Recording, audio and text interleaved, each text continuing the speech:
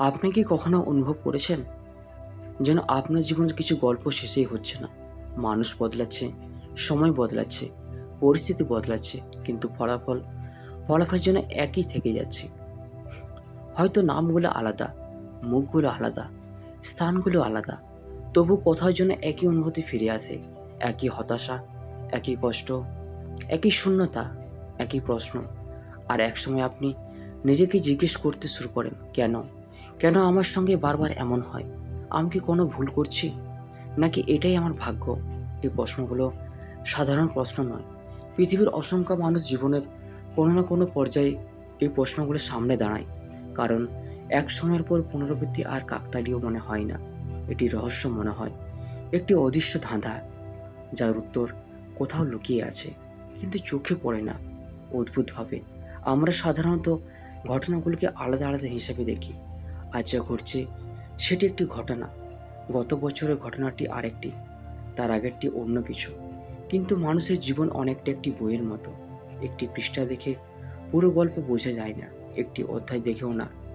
পুরো গল্পটি দেখতে হলে সব অধ্যায়কে একসঙ্গে দেখতে হয়। আর যখন আপনি একসঙ্গে দেখতে শুরু করেন, তখন হয়তো প্রথমবারের মতো বুঝতে পারেন আপনার জীবনে কিছু ঘটনা সত্যিই পুনরাবৃত্ত হচ্ছে। একই শিক্ষা, ভিন্ন রূপে; একই অনুভূতি, ভিন্ন মানুষের মাধ্যমে; একই প্রশ্ন, ভিন্ন পরিস্থিতিতে। এবং এখানে গল্পটি রহস্যময় হয়ে ওঠে।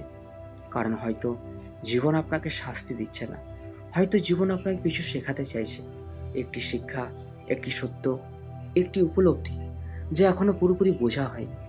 আপনি কি জানেন, মানুষের মন অসমাপ্ত বিষয় পছন্দ করে না। একটি অসমাপ্ত গল্প, একটি অসমাপ্ত সম্পর্ক, একটি অসমাপ্ত স্বপ্ন, একটি অসমাপ্ত অনুভূতি, এসব মনের ভিতরে থেকে যায় চুপচাপ, অদৃশ্যভাবে। এবং সুযোগ পেলে আবার ফিরে আসে। কারণ মন সমাপ্তি খোঁজে, সে বুঝতে চায়, সে অর্থ খুঁজতে চায়। আর যতক্ষণ সে অর্থ খুঁজে না পায়, ততক্ষণ একই অভিজ্ঞতা ভিন্ন রূপে সামনে আসতে থাকে। হয়তো আপনার জীবনেও এমন কিছু আছে। হয়তো আপনি বারবার এমন মানুষের মুখোমুখি হচ্ছেন যারা আপনাকে একই ধরনের কষ্ট দেয়। হয়তো আপনি বারবার এমন পরিস্থিতিতে পড়ছেন যেখানে আপনাকে নিজের মূল্য নিয়ে প্রশ্ন করতে হয়। হয়তো আপনি বারবার হারাচ্ছেন যে জিনিসগুলোকে আপনি সবচেয়ে বেশি ধরে রাখতে চান। আর প্রতিবারই মনে হচ্ছে, এটা আবার কেন হলো? কিন্তু যদি প্রশ্নটা অন্যভাবে করা হয়, যদি প্রশ্ন হয়, এটা আমাকে কি শেখাতে চাইছে, হয়তো তখন উত্তর বদলে যাবে। কারণ অনেক সময় জীবন ঘটনা পুনরাবৃত্তি করে না, সে শিক্ষা পুনরাবৃত্তি করে যতক্ষণ না আপনি সেটি বুঝতে পারেন। একজন শিক্ষক যেমন একই বিষয় বারবার বোঝান, তেমনি জীবনেও একই পাঠ ভিন্ন ভিন্ন উপায়ে সামনে আনে। আর এখানে এমন একটি সত্য লুকিয়ে আছে যে অনেকেই কখনো উপলব্ধি করতে পারে না। আপনার জীবনের পুনরাবৃত্ত ঘটনাগুলো আপনার দুর্ভাগ্যের প্রমাণ নয়, সেগুলি হয়তো আপনার ভেতরের এমন একটি অংশের আয়না যা এখনও সুস্থ হয়নি, যা এখনও ক্ষমা করেনি, যা এখনও বিশ্বাস করতে শেখেনি, যা এখনও নিজের মূল্য বুঝতে পারেনি। আর সে কারণে একই গল্প নতুন মুখ করে ফিরে আসে, একই ক্ষত নতুন পরিস্থিতির মাধ্যমে জেগে ওঠে, একই শিক্ষার নতুন অভিজ্ঞতার মাধ্যমে আবার সামনে দাঁড়ায়। কারণ কিছু সত্য আছে যেগুলো থেকে পালিয়ে থাকা যায়, কিন্তু চিরকাল এড়িয়ে যাওয়া যায় না। হয়তো এই মুহূর্তে আপনি এমনই একটি সত্যের সামনে দাঁড়িয়ে আছেন, একটি সত্য যা অনেকদিন ধরে আপনার দরজায় কড়া নাড়ছে। আর আপনি ভেবেছেন সেটি কেবল আরেকটি সমস্যা, আরেকটি ব্যর্থতা, আরেকটি কষ্ট। কিন্তু যদি সেটি আসলে একটি বার্তা হয়, যদি সেটি এমন কিছু দেখাতে আসে যা আপনি এতদিন ধরে দেখতে চাননি। কারণ অনেক সময় জীবনের সবচেয়ে বড় পরিবর্তন শুরু হয় ঠিক তখনই, যখন একজন মানুষ প্রথমবার উপলব্ধি করে তার জীবনের পুনরাবৃত্ত ঘটনাগুলোর পেছনে একটি গভীর কারণ আছে। আর সে কারণটি হয়তো আপনার কল্পনার চেয়েও বেশি ব্যক্তিগত, বেশি নীরব এবং বেশি রহস্যময়। হয়তো আপনি খেয়াল করেছেন জীবনের কিছু ব্যথা সময়ের সঙ্গে ম্লান হয়ে যায়, কিন্তু কিছু ব্যথা অদ্ভুতভাবে থেকে যায়।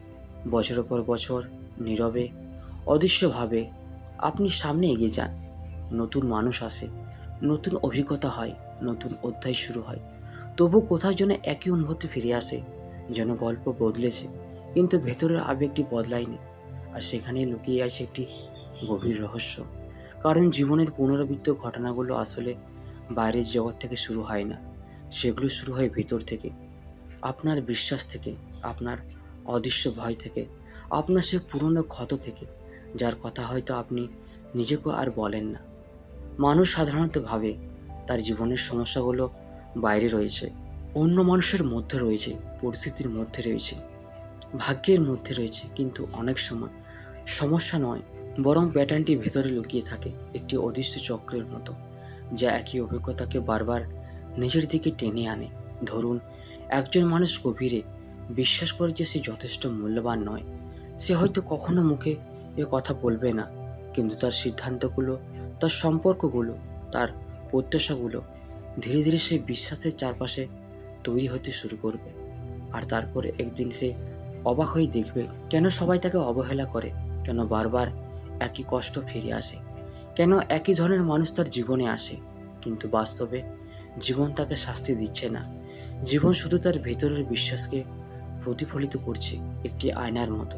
আর এটাই সেই সত্য যা প্রথমে শুনতে খুব কঠিন লাগে, কারণ এর মানে হলো পরিবর্তনের চাবিকাঠিও আমাদের ভেতরে লুকিয়ে আছে। আপনি কি কখনো ভেবেছেন কেন কিছু মানুষ একই পরিস্থিতির মধ্যে থেকেও ভিন্ন ফলাফল পায়? একজন ভেঙে পড়ে, আরেকজন বদলে যায়, একজন কষ্টকে অভিশাপ ভাবে, আর একজন সেটিকে শিক্ষা বানায়। পার্থক্যটা কোথায়? পার্থক্যটা ঘটনার মধ্যে নয়, পার্থক্যটা অর্থের মধ্যে। আমরা একটি ঘটনাকে কি অর্থ দিচ্ছি, সেটি আমাদের ভবিষ্যৎ নির্ধারণ করতে শুরু করে। আর সে কারণেই আপনার জীবনের পুনরাবৃত্ত ঘটনাগুলো হয়তো কেবল সমস্যা নয়, হয়তো সেগুলো একটি ভাষা, একটি নীরব ভাষা, যার মাধ্যমে জীবন আপনার সঙ্গে কথা বলছে। প্রতিবার একই শিক্ষা সামনে এনে বলছে, দেখো, এবার দেখো, এবার বুঝো, এবার বদলাও। কিন্তু মানুষ প্রায় সে ভাষা বুঝতে পারে না, কারণ সে শুধু ঘটনাটি দেখে, ঘটনার পিছনে বার্তাটি দেখে না। আর তাই চক্রটি চলতে থাকে, একই গল্প, নতুন চরিত্র, একই শিক্ষা, নতুন পরিস্থিতি, একই কষ্ট, নতুন রূপ। হয়তো এই মুহূর্তে আপনার জীবনে এমন একটি চক্র চলছে, একটি অদৃশ্য পুনরাবৃত্তি, যা এতদিন আপনার চোখ এড়িয়ে গেছে, কিন্তু এখন ধীরে ধীরে স্পষ্ট হতে শুরু করেছে। হয়তো আপনি প্রথমবারের মতো সংযোগগুলো দেখতে শুরু করেছেন, হয়তো প্রথমবারের মতো বুঝতে পারছেন এগুলো কোনো আলাদা আলাদা ঘটনা নয়, এগুলো একই গল্পের ভিন্ন অধ্যায়। আর যখন একজন মানুষ এই উপলব্ধিতে পৌঁছায়, তখন তার জীবনে একটি অদ্ভুত পরিবর্তন শুরু হয়। কারণ সে আর শুধু কষ্টকে দেখে না, সে কষ্টের অর্থ খুঁজতে শুরু করে। সে আর শুধু ক্ষতিকে দেখে না, সে ক্ষতির শিক্ষাকে দেখতে শুরু করে। আর সেখানেই পুনরাবৃত্তি ভাঙতে শুরু করে, কারণ যে শিক্ষা বুঝে ফেলা হয়েছে সেটি আর বারবার ফিরে আসার প্রয়োজন হয় না। তো বন্ধুরা, ভিডিওটি আমরা এখানেই শেষ করছি। ভিডিওটি যদি আপনাদের ভালো লেগে থাকে তাহলে চ্যানেলটিকে অবশ্যই সাবস্ক্রাইব করবেন। ধন্যবাদ।